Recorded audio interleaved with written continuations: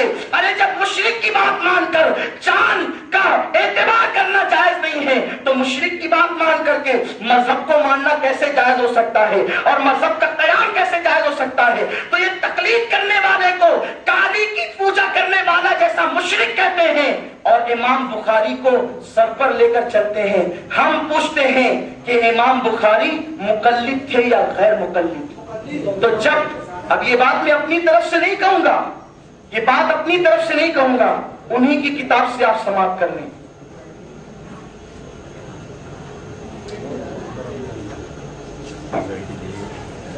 یہ دیکھیے کتاب کا نام ہے مجموع الفتاوی. کیا نام ہے کتاب کا؟ مجموع الفتاوی. اس کا مصنف ہے ابن تیمیہ، جس کو یہ شیخ الاسلام ابن تیمیہ کہتے ہیں، اور یہ کتاب چھپی ہے دار الکتب بیروت سے. یہ لبنان بیروت سے چھپی ہوئی کتاب ہے. اس میں ابن تیمیہ نے لکھا ہے کہ امام بخاری رحمت اللہ تعالی علیہ حضرت امام احمد ابن حنبل رضی اللہ تعالیٰ کے مقلد تھے. اب آپ مجھے بتائیں کہ جب ہم تو امام بخاری کو شافعی کہتے ہیں، لیکن شافعی نہ صحیح حنبلی ہی صحیح ابن تیمیہ کے قول کے مطابق جب امام بخاری احمد ابن حنبل کے مقلد ہیں تو ان کے جوناگڑھی کے فتوے کے نزدیک، جوناگڑھی کے فتوے کی زد میں کہ کالی کو پوجنے والا جیسا مشرک نہیں ہوئے امام بخاری، تو اب جو ان کے نزدیک کالی کو پوجنے والا مشرک ہو گیا، کالی کو پوجنے کی طرح مشرک ہو گیا، تو اس کی کتاب بخاری پر وہ اعتماد کیوں کرتے ہیں؟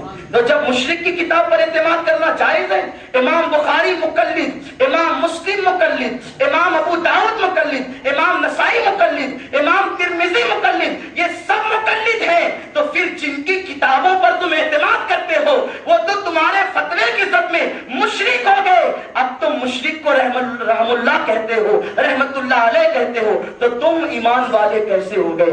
غیر مقلدین اگر ان کے علماء میں دم خم ہے تو وہ اس بات کا جواب دیں کہ جب بخاری مشرک ہے امام بخاری، تو امام بخاری کی کتاب پر عمل کیوں کرتے ہو؟ بات بات پہ بخاری بخاری کیوں کرتے ہو؟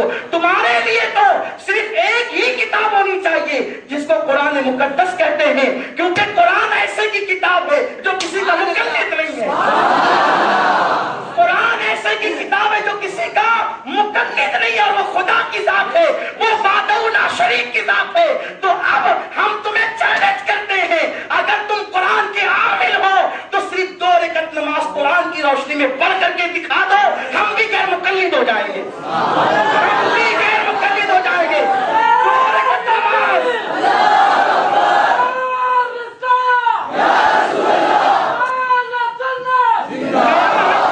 میرا رب تو تقلید سے پاک ہے.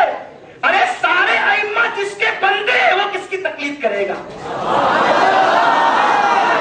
اگر غیر مقلدین میں دم خم ہے، ان کا بڑے سے بڑا مولوی عبداللہ بن باز ہو یا کوئی اور ہو، وہ 2 رکعت نماز قرآن کی روشنی میں پڑھ کر کے دکھائیں، نہیں دکھا سکتے. بتاؤ قرآن سے کہاں نکالو گے؟ کب ثنا پڑھنا ہے، تحریمہ کیسے کرنا ہے، سینے پہ ہاتھ باندھنے کا ثبوت قرآن میں کہاں سے لاؤ گے؟ اور میں یہ بھی کہتا ہوں غیر مقلدین سینے پر ہاتھ باندھتے ہیں، ہم انہیں چیلنج کہتے ہیں، چیلنج کر کے کہتے ہیں بخاری شریف میں سینے پر ہاتھ باندھنے والی حدیث لا کر کے بتاؤ.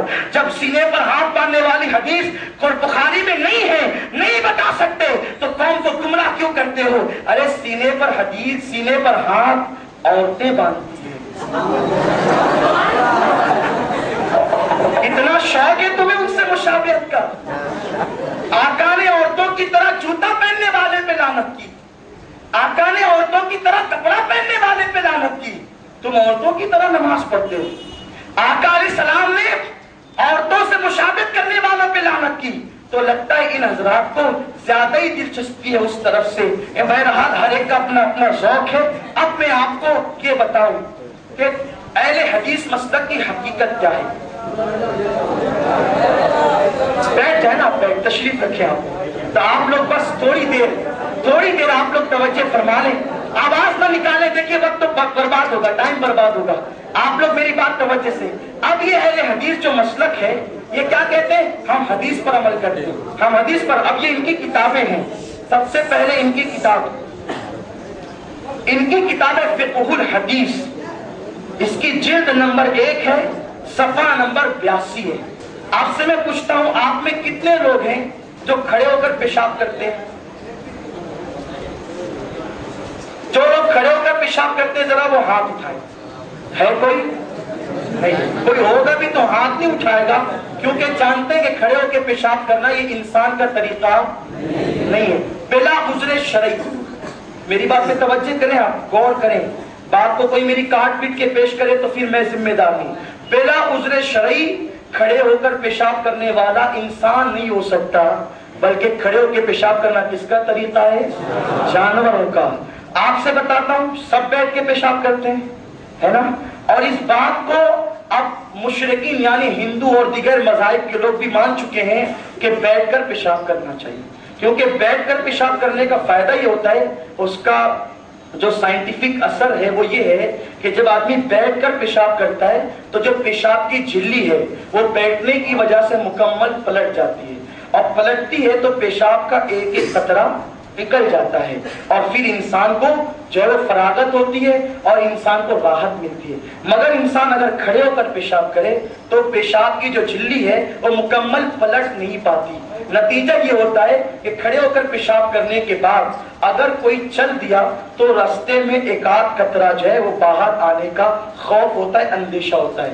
یہ آج کے ڈاکٹر اور سائنس بھی کہتے ہیں، لیکن اب غیر مقلدین کا مسلک دیکھیے، یہ کہتے ہیں نا حدیث حدیث حدیث۔ اب ان کی حدیث نعرہ حدیث کا ہے، نعرہ حدیث کا ہے۔ کتنا گندا مسلک ہے، کتنا گندا مذہب ہے، میں آپ کو ان کی کتابوں سے بتاؤں گا۔ پہلے آپ دیکھیں، اس کتاب کا نام ہے فقہ الحدیث، یہ کتاب ہے، اور یہ کتاب جو ہے انٹرنیشنل الکتاب انٹرنیشنل سے یہ شائع ہوئی ہے، اور اس کا جو مصنف ہے ناصر البانی، علامہ ناصر البانی اس کو کہتے ہیں۔ ہم اس کو کیا علامہ کہیں جو ہمارے نبی کے علم کا انکار کرے؟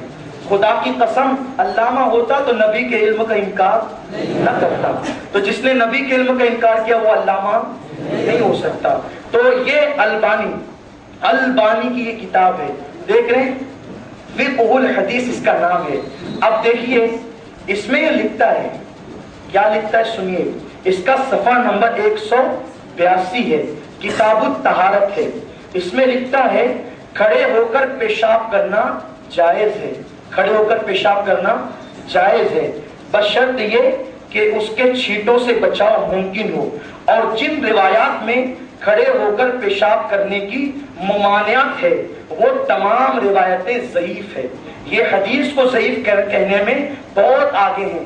اب ہم غیر مقلدوں سے پوچھتے ہیں کہ وہ اپنے امام کے مطابق، جس کو امام البانی یہ کہتے ہیں، اس نے تو صاحب یہ فتویٰ لگا دیا کہ بیٹھ کر پیشاب کرنے کی جتنی روایتیں ہیں، کھڑے ہو کر پیشاب کرنے کی ممانعت پر جتنی روایتیں ہیں وہ ساری روایتیں ضعیف ہے، اور کھڑے ہو کر پیشاب کرنے پر وہ زور دے رہا ہے۔ تو اب میں آپ سے پوچھتا ہوں، غیر مقلد مولوی کھڑے کھڑے پیشاب کرتے ہیں یا بیٹھ کر پیشاب کرتے ہیں؟